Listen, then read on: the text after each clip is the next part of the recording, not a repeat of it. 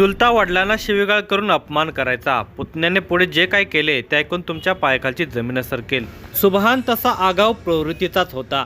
आपल्या बापाला एकेरीवरून बोलणारा चुलता असा कोण लागून गेला असे त्याला वाटत असे। आपले वडील आणि चुलते हे सख्खे भाऊ आहेत, त्यांच्यात या कुरबुरी होणारच हे तो समजून घेत नसे।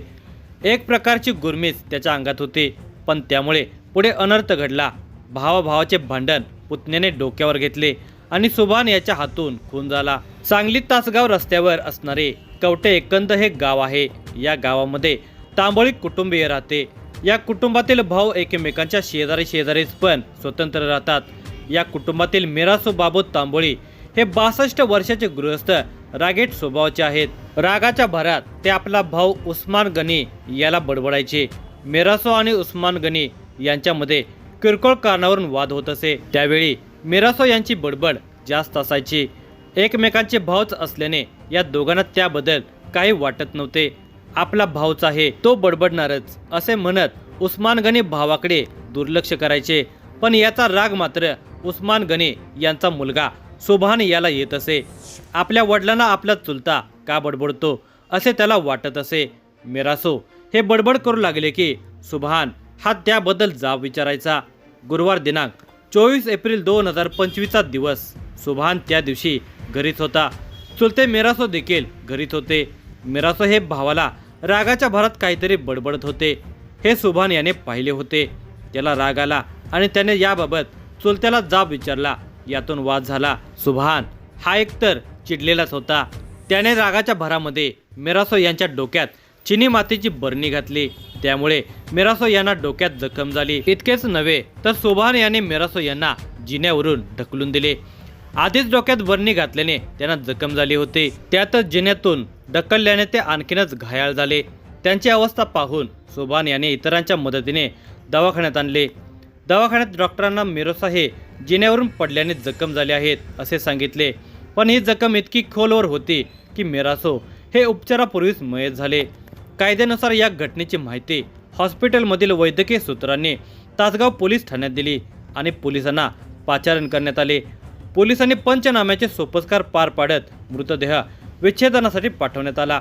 पोस्टमॉर्टम अहवालामध्ये स्पष्ट झाले की मिरासो यांचा मृत्यू जखमेमुळे झाला आहे आणि या जखमा मारहाणीमुळे झालेल्या आहेत।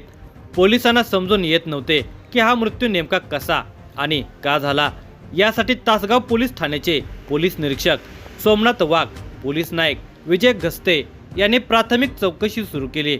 या दरम्यान सांगली स्थानिक गुन्हे अन्वेषणचे पोलीस निरीक्षक सतीश शिंदे, सहाय्यक पोलीस निरीक्षक पंकज पवार, हेड कॉन्स्टेबल सागर टिंगरे यांचे पथक तपास कामी लागले।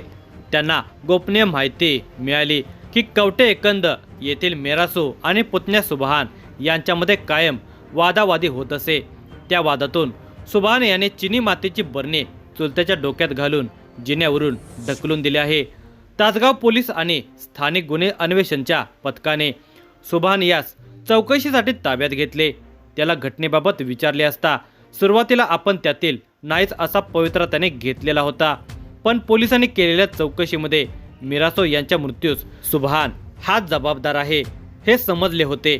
त्याला चौकशीच्या फेऱ्यामध्ये घेतल्यानंतर प्रश्नांच्या भडीभारामुळे त्याचा टिकाव लागला नाही आणि त्याने खुनाची कबुली दिली।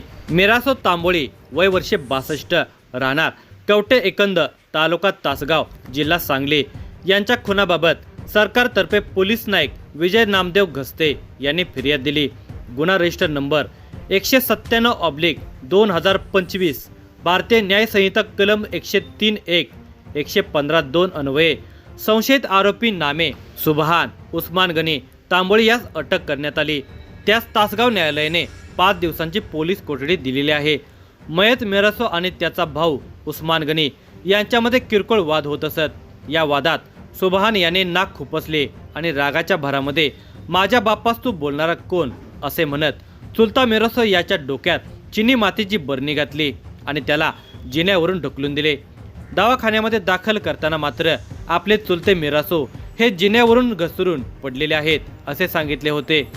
वैद्यकीय अहवाल आणि गोपनीय माहितीच्या आधारे सुभान याला अटक करून गजाआड केले। मिरासो तांबोळी खून प्रकरणाचा तपास सांगली जिल्हा पोलीस अधीक्षक संदीप घुगे अपर पोलीस अधीक्षक रितू खोकर, उपअधीक्षक सचिन थोरबोले यांच्या मार्गदर्शनाखाली सांगली स्थानिक गुन्हे अन्वेषणचे पोलीस निरीक्षक सतीश शिंदे, तासगाव पोलीस ठाण्याचे पोलीस निरीक्षक सोमनाथ वाघ, सहाय्यक पोलीस निरीक्षक Pankaj Pawar, head constable Abhijit Gaikwad, police नाईक विजय घस्ते, कॉन्स्टेबल सागर टिंगरे, प्रशांत चव्हाण आणि इतर सहकारी पुढील तपास करत आहेत।